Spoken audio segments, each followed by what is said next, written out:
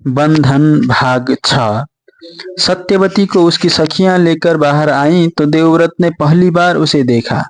उन्हें विश्वास नहीं हुआ कि दासराज के इस कुटीर में ऐसी कन्या रहती होगी। दासराज की ऐसी पुत्री, न वैसा वर्ण न वैसा रूप।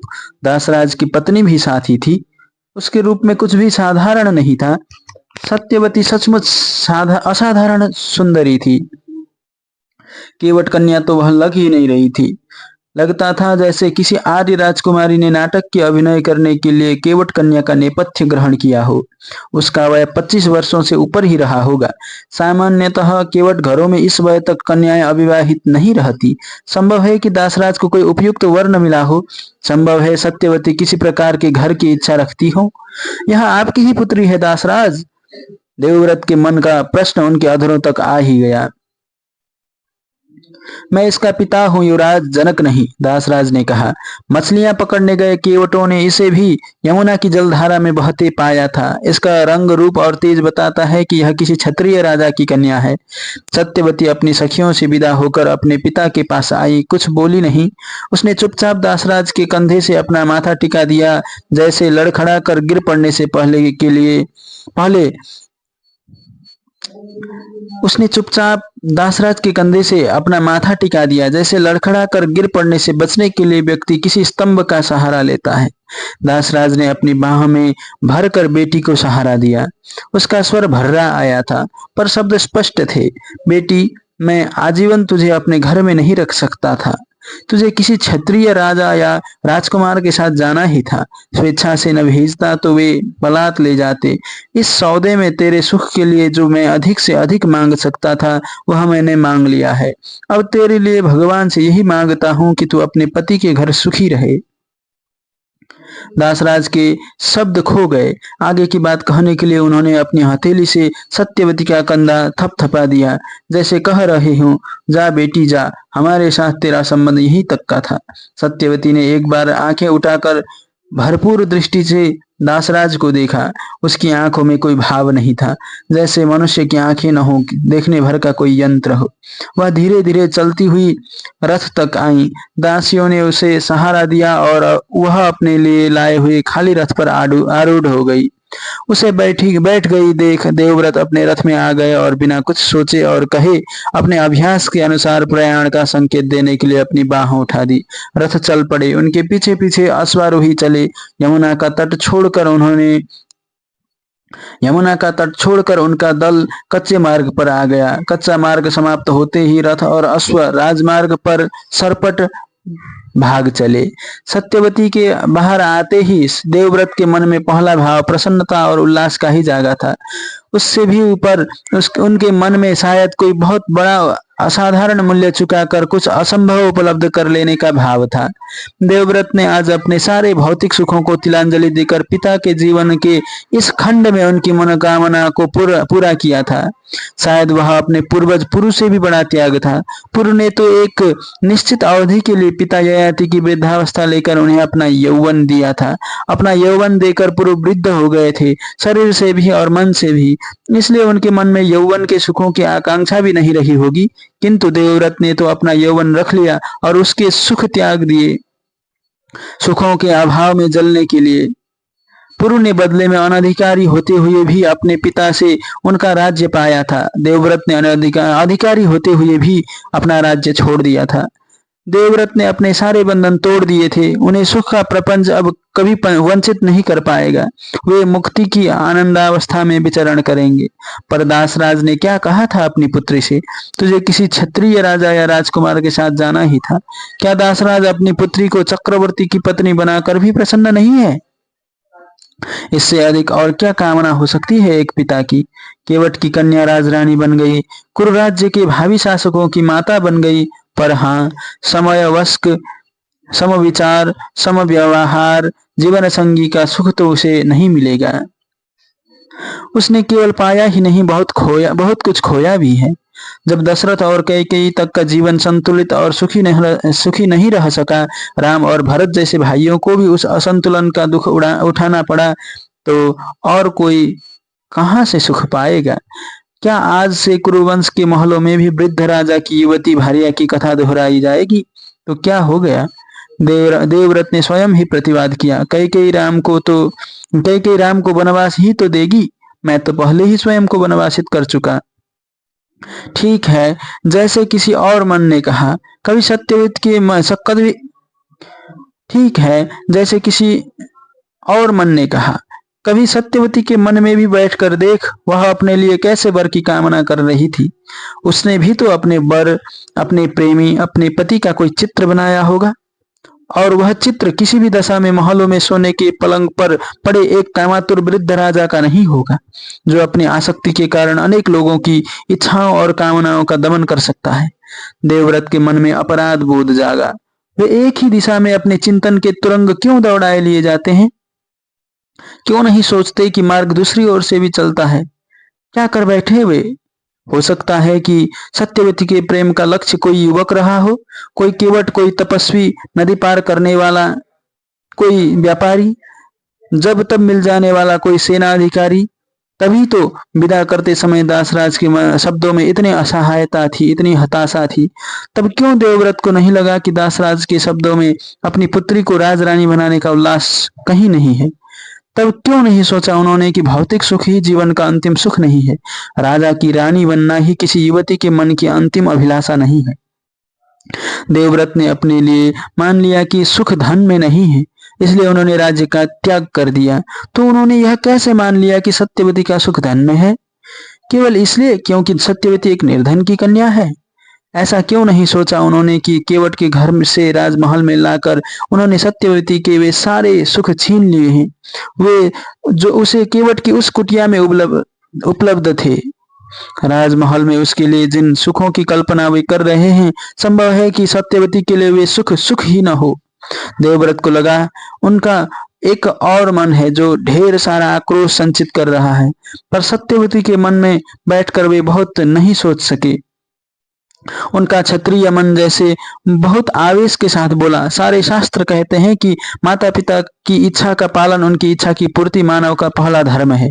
उन्हें आज तक यही उपदेश दिया गया था। आज जब उन्होंने अपने जीवन का सर्वस्व देकर अपने पिता के लिए उनके जीवन का सबसे बड़ा सुख खरीद लिया है, तो इस प्रकार की आपत्तियों का क्या अर्थ? श्रवण कुमार अपने माता पिता की इच्छा पूर्ति के कारण अमर हो गया।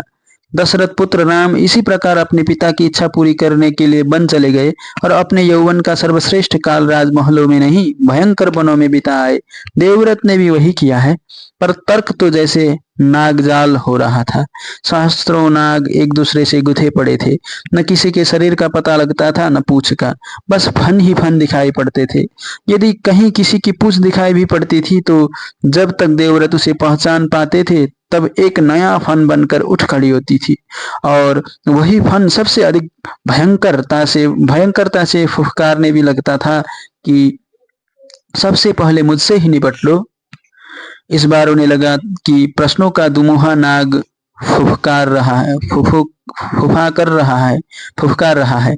पहले यह निर्णय कर देवव्रत कि तूने भौतिक कष्टों से बचने के लिए भौतिक सुखों को त्यागा है, या पिता की कामना पूर्ति के लिए अपने सुखों को तिलांजलि देकर स्वयं को जीवन के प्रत्येक सुख से वंचित किया है।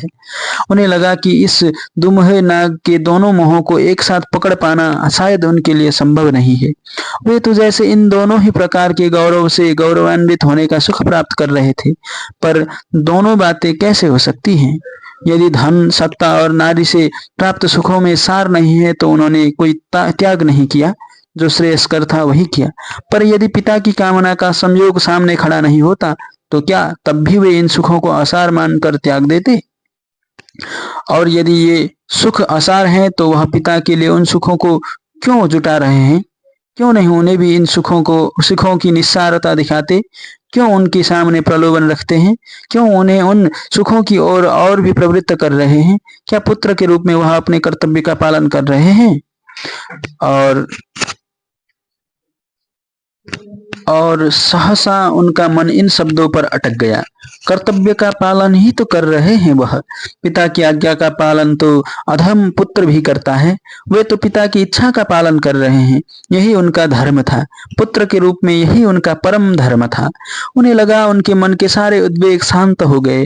थोड़ी देर पहले जो मन सागर के उत्ताल तरंगों को झेल रहा था, जिसमें प्रत्येक क्षण एक ज्वार उठ रहा था, वह सहसा ही शांत हो गया था। सारे संशयों ने पालतू कुत्ते के समान अपने स्वामी के सामने सिर टेक दिया था और पूंछ हिला रहे थे। देवव्रत दिग्विजयी के समान उन्हें देख रहे थे, पर सागर अधिक देर तक शांत नहीं रहा। उसमें फिर से प्रश्नों की लहरें उठने लगी। पिता और पुत्र का क्या संबंध है? देवव्रत जिस समाज में रहते हैं, वह समाज मानता है कि पिता ने पुत्र को जन्म दिया है, पिता ने पुत्र का पालन पोषण किया है, इसलिए पुत्र पर पिता का पूर्ण अधिकार है। पुत्र पिता की संपत्ति है। पुत्र पिता के लिए जो भी कर दे वह कम है। यह शरीर पिता का है, यह प्राण पिता के हैं। पर देवव्रत बहुत समय तक वनों और आश्रमों में रहे हैं। उन्होंने प्रकृति को बहुत निकट से देखा है, वनस्पति को भी और पशु जगत को भी। वनस्पति की उत्पत्ति, विकास और अवसान तीनों को देखने से प्रकृति का स्वरूप उनके सामने प्रकट हुआ है। वर्षा ऋतु आती है तो धरती का कण कण जैसे सृष्टि करने को आतुर हो उठता है। कहीं किसी प्रकार बीज डाल दिया जाए, किसी पौधे की शाखा तोड़कर लगा दी जाए, पृथ्वी उसे अपने गर्भ में धारण कर सप्राण कर देती है। उन पौधों का विकास होता है, उनमें फूल और फल आते हैं और वे पौधे फिर से अपने बीज में परिणत हो जाते हैं। यह तो प्रकृति का चक्र है। इसे ही माया का प्रपंच कहते हैं क्या? शून्य में से आकर प्रकट होता है और फिर वह आकार सिमट कर शून्य में समा जाता है। पिता भी तो उसी प्रकार सृष्टि को आगे बढ़ाने का उपकरण मात्र है। उस पूरे वृत्त की निकटतम कड़ी वह भी तो किसी और पौधे का बीज है, जो कुछ और पौधे उगाने का माध्यम बनता है। जो कुछ उसे प्रकृति से मिला है वह उसे वापस प्रकृति को दे रहा है। फिर अधिकार किस बात का मांगता है वह? प्रकृति ने उसके मन में ममता भरी है ताकि संतान का पालन पोषण हो। मनुष्य अपनी वंचना को दूर करने के लिए संतान की इच्छा करता है। वंचित संतान की सुविधा के लिए स्वयं शरीर धारण नहीं करता। संतान में वह अपना विकास पाता है, इसलिए उसकी रक्षा करता है, उसका पालन करता है। किंतु देवव्रत ने अनेक बार देखा है कि संतान के समर्थ होने पर पिता उसे अपने सुख का उपकरण मानने लगता है। पिता क्यों चाहता है कि उसके असमर्थ बुढ़ापे को सुखी बनाने के लिए युवा संतान अपनी सारी जिजीविषा का दमन कर ले? अवसान की ओर बढ़ता हुआ पौधा क्यों चाहता है कि विकासोन्मुख पौधा पल्लवित और पुष्पित न हो? पिता क्यों अपने पुत्र की ऊर्जा, प्राणवत्ता और उल्लास को स्वतंत्र रूप से विकसित होने नहीं देना चाहता? क्यों वह चाहता है कि वह अपना सामर्थ्य, अपना उल्लास अवसानोन्मुखी पिता की झोली में डाल दे? पिता भी तो मनुष्य है, उसमें भी मानवीय दुर्बलताएं हैं। उसकी बुद्धि भी उसे धोखा दे सकती है। फिर उसकी ही इच्छाएं, कामनाएं, निर्णय क्यों सत्य हैं? पिता और पुत्र की इच्छाएं दो स्वतंत्र व्यक्तियों की इच्छाएं होने के कारण समान रूप से महत्वपूर्ण है। फिर पिता की इच्छा पूर्ति ही क्यों धर्म है? सहसा देवव्रत चौंके। यह सब क्या चल रहा है उनके मन में? पितृद्रोह? क्या वे अपनी इच्छा से किए गए अपने निर्णय से असंतुष्ट हैं? क्या उन्हें पश्चाताप हो रहा है? और देवव्रत ने जीवन में पहली बार अपना रूप पहचाना। उनके चिंतन और कर्म के धरातल अलग अलग हैं। गुरुकुलों में पढ़े हुए शास्त्र, गुरुजनों के उपदेश और नीतियां बहुत गहरे उतर गए हैं। ये सब उनके रक्त में।